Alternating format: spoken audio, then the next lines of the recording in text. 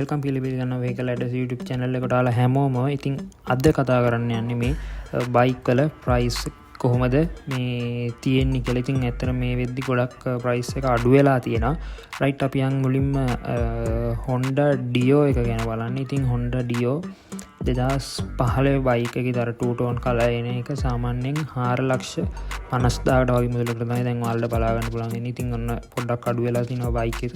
ඒ වගේම 2016 බයික් එක ගත්තාම 4,90,000කට වගේ තමයි යන්නේ. ඉතින් මේ අතර මේ ඇවරේජ් ප්‍රයිස් එකක් මම මේ කියන්නේ.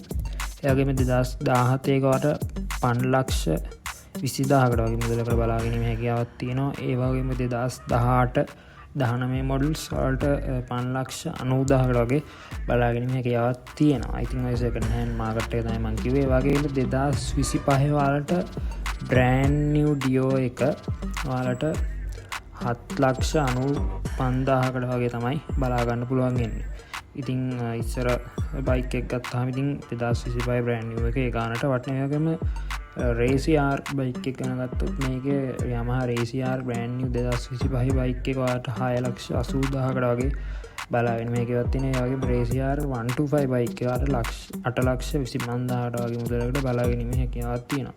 ඉතින් ඔන්න ඔය ටික තමයි පොඩ්ඩක් මේ අඩු වෙච්ච බයික් ටික නම් මේ ප්‍රයිස් වෙනම කිව්වේ. ඉතින් ඔයාලා අනිවාර්යෙන් ඉස්සරහට අනිත් බයික් වලත් ප්‍රයිසස් එක වීඩියෝ එකක් ගෙන්න. ඉතින් අනිවාර්යෙන් channel එක subscribe කරලා තියාගන්න. ඉතින් අලුත් වීඩියෝ එකකින් හම්බ වෙමු.